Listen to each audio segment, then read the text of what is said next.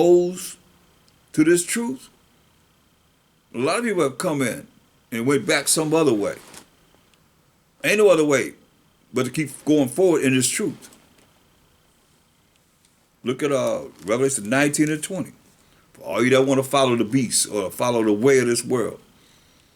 And the beast was taken, and with him the false prophet, as we read about. Most I said, woe to them prophets that speak vanity and lies, that lie to the people, and open up this Bible and not teaching our people that they are the chosen people of the Most High, the Israelites. And we telling them that they Gentiles been grafted in and all the lies that's been taught. You know about them. And the beast was taken, and with him the false prophet that wrought miracles before him, with which he deceived them that had received the mark of the beast, following his image. Everything that he set up that's a lie, you all down for it, supporting him. He ain't around, but you supporting that. And them that worship his image, see? Them that worship his image. I mean, you look at that, not only images like your character, taken up for him, sambos and so forth. Knowing good and well that they can't find one righteous thing that they've done since they've been on the earth, according to the Bible. But you support that. You support their image and the things that, I'm talking about the wicked of this world, that they support, that they trying to put out there, that's contrary to the law of the Most High, the word of the Most High, and you support it. And them that worship his image, these both were cast alive, not dead, but alive, into a lake of fire, burning with brimstone. You hear that? And the remnant were slain with the sword of him that sat upon the horse of Mashiach Yahushai. The ones that's left gonna be slain by him that sitteth on the horse of Mashiach Yahushai. Which sword proceeded out of his mouth. Out of his mouth will come fire and brimstone. He just said, verse 20, these both were cast alive into a lake of fire, burning with brimstone. Out of his mouth gonna come brimstone, fire to burn people up. And the remnant were slain with the sword of him that sat upon the horse. This is Mashiach Yahushai when you read verse 11. And I saw heaven open, and behold, a white horse, and he that sat upon it was called faithful and true, of Mashiach Yahushai. Only not coming back as a man. Tell you that in Isaiah 47 and 3. And in righteousness, according to the laws of the Most High, which is righteousness, Deuteronomy 6 and 25, he does judge and make war. Coming to kill people. His judgment going to be according to the laws of the Most High, and he making war with those, as he's saying here. Verse 21, and the remnant were slain with the sword of him that sat upon the horse, which sword proceeded out of his mouth.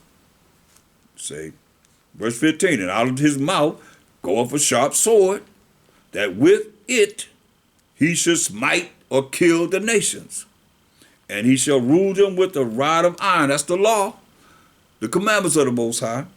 And he treadeth the winepress of the fierceness and wrath of almighty power. That's what you can read about in Isaiah, the 34th chapter. They gave us in the Zondervan Compact Bible Dictionary, Isaiah 34, 5 and 6, and Isaiah 63, 1 down. So it says in verse 21, and the remnant were slain with the sword of him that sat upon the horse, of Mashiach Yahushai, but not coming back as a man, but in his angelic, full, honorable power of the Most High to judge and make war, as we just read. The remnant was slain with the sword of him that sat upon the horse, which sword proceeded out of his mouth, and all the fowls were filled with their flesh. All the fowls will be filled with their flesh. Now the birds eating them up. So let's look at Revelation 21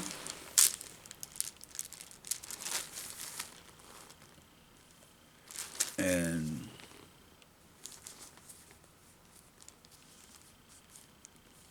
verse 27.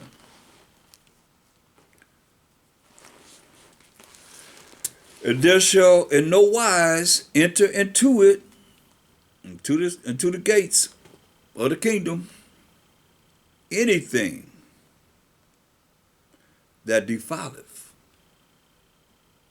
neither whatsoever worketh abomination. So you think that the Most High laws are not important? Abomination, filthy, wicked act. Abomination is sin, or maketh a lie.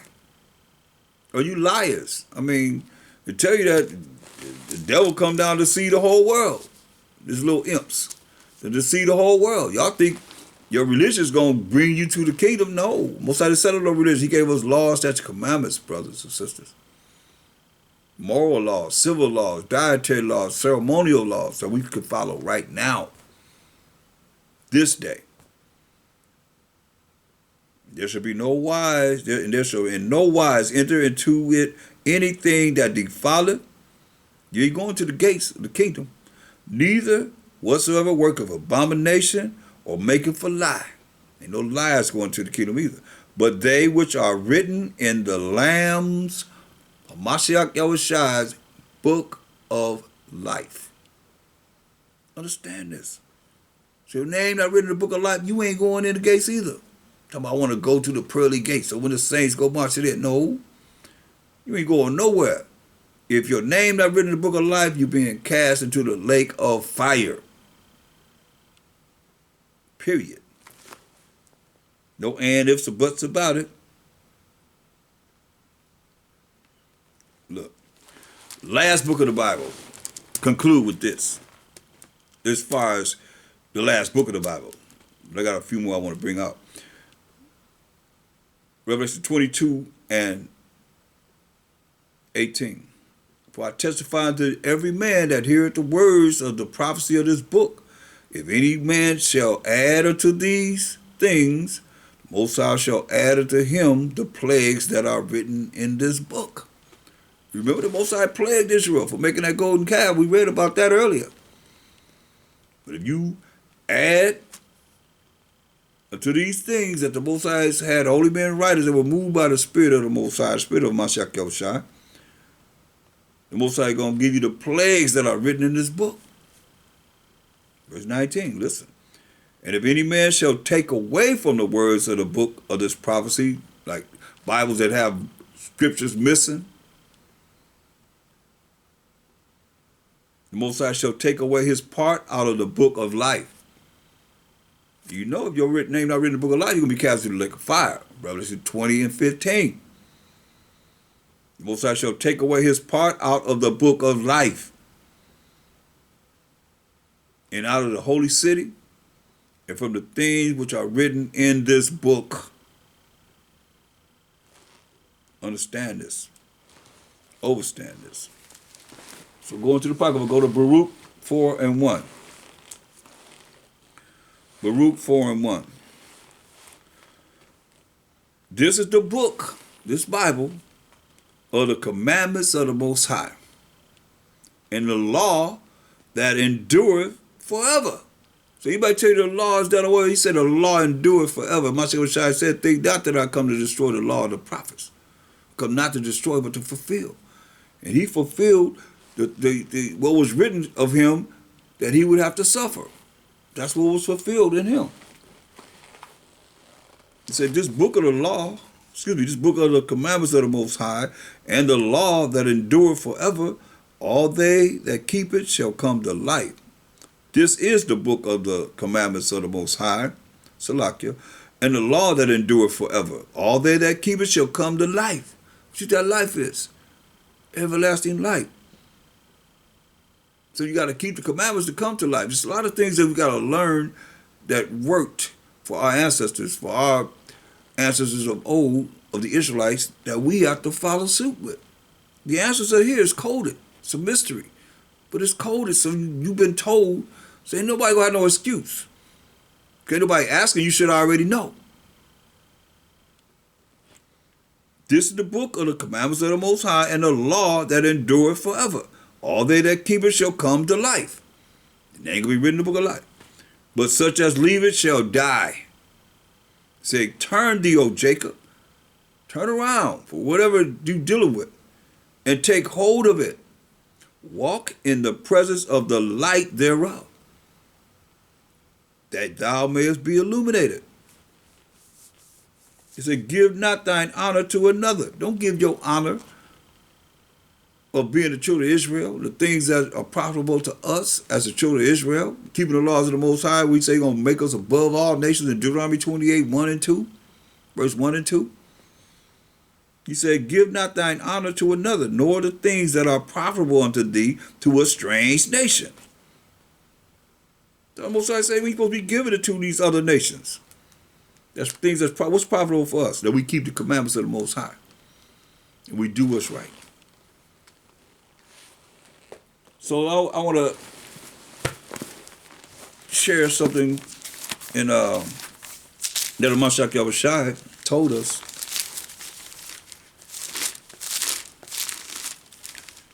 In St. John, the 14th chapter.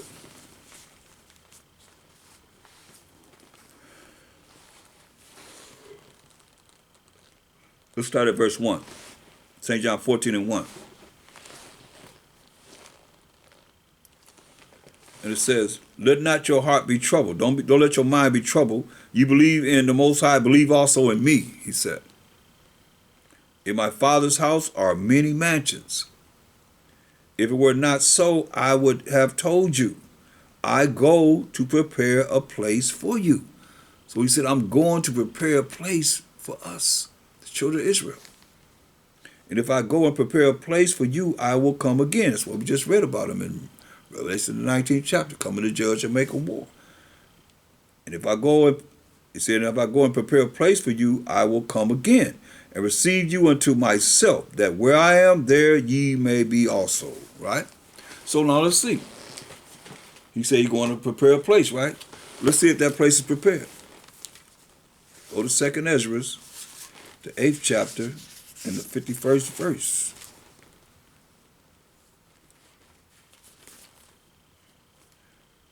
He said, but understand thou for thyself, talking to Ezra, and seek out the glory of such as be like him, be like thee. That how was he? Verse 48. And this also thou art marvelous. This is how Ezra is marvelous.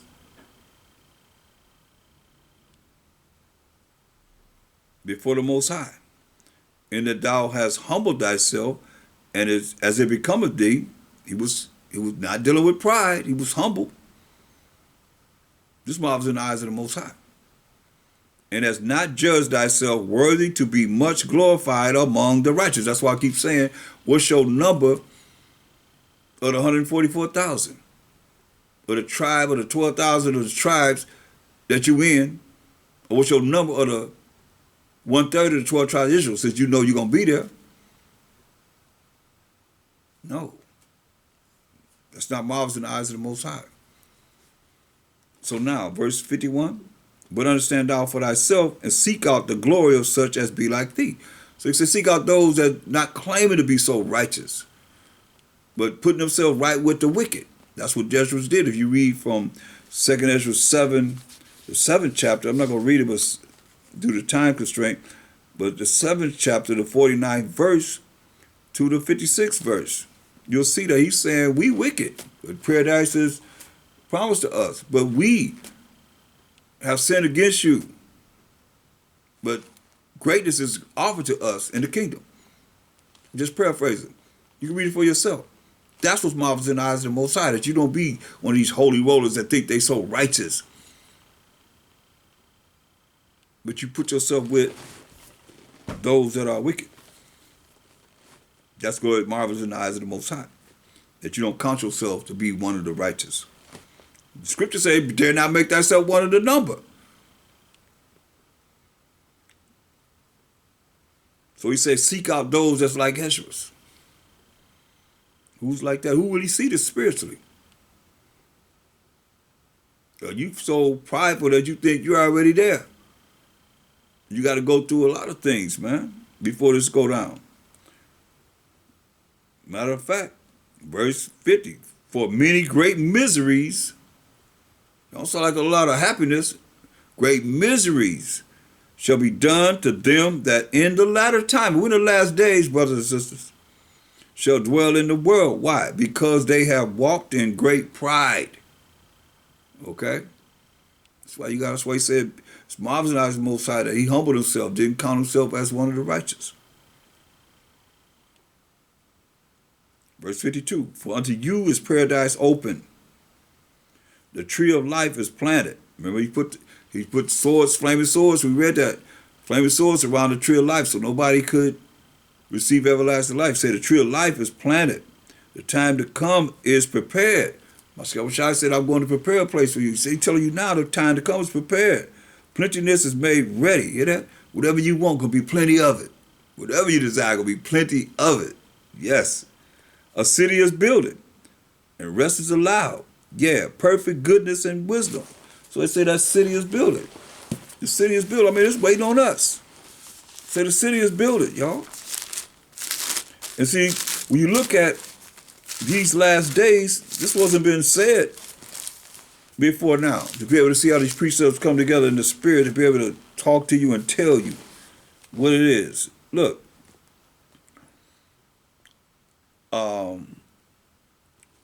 Revelation 21 and verse 10. So, and he carried me away in the spirit, Revelation 21 and 10. And he carried me away in the spirit to a great and high mountain and showed me that great city, the holy Jerusalem, descending out of heaven from the Most High. Remember, we said the city is builded.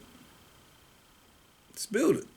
Having the glory of the Most High, and her light was like unto a stone most precious, even like a jasper stone, and clear as crystal, and had a great wall and high, and had 12 gates, and at the gates 12 angels, and the names written thereon, which are the names of the 12 tribes of the children of Israel.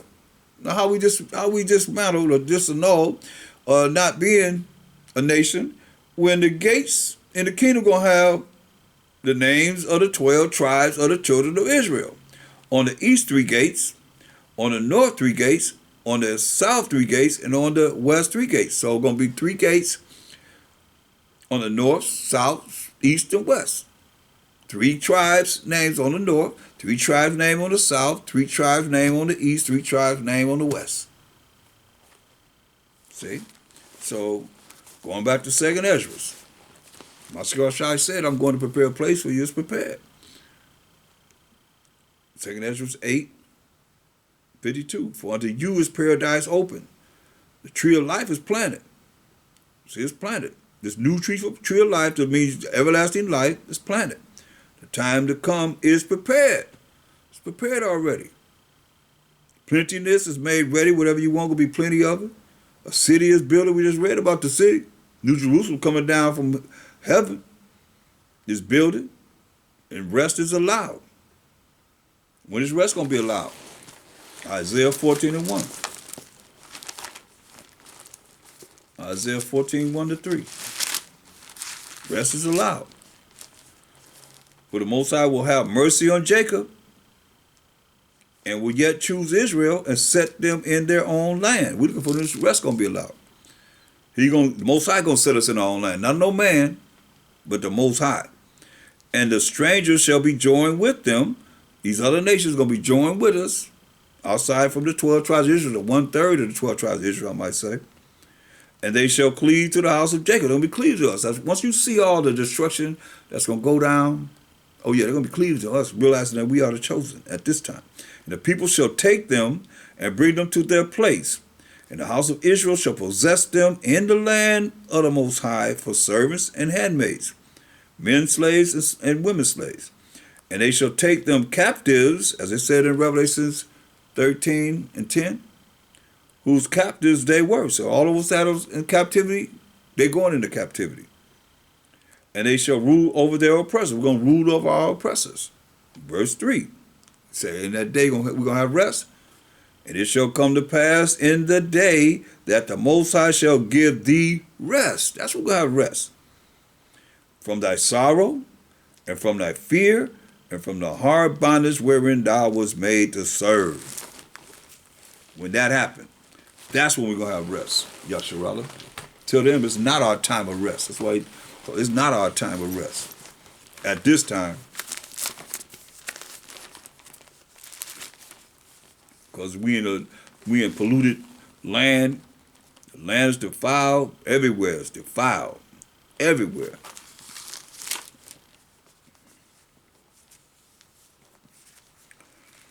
So, going back to 2nd Ezra 8 and 52. For unto you is paradise open, the tree of life is planted, the time to come is prepared, plenteousness is made ready, the city is builded, New Jerusalem coming down from the Most High.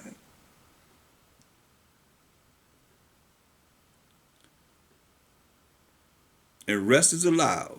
You have perfect goodness and wisdom. We know the goodness is dealing with keeping the laws of the Most High. The wisdom is proper application of the knowledge. Applying it in your life. The root of evil is sealed up from you.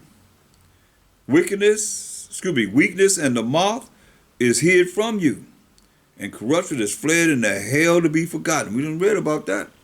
In Revelation 20th chapter, in the 19th chapter, remember they're going to be cast into the lake of fire. Sorrows are past. In the end, if your name is written in the book of life, is showed the treasure of immortality. Okay. In the end, it showed the treasure of immortality. Your name is written in the book of life, and you shall be able to live forever and ever and ever and ever. Does that sound good? Sound good to me. Sound great. So I'm going to conclude right there. And if you like more information, you can reach me, Priest Thaahwam, at P.O. Box 20012, Long Beach, California. Or you can call me at 562-235-1226. You like to send a donation to the ministry, you can send it to paypal.me/Shield of Wisdom, or you can send it to the P.O. Box. And with that, I say Shalom. Take heed to this, study this. Look at this, because there's nothing more important than our names being written in the book of life. Now, if someone's teaching all this, that, and the third, whatever, ask them, show you what it's going to take for your name to be written in the book of life. And with that, I'm out. Shalom.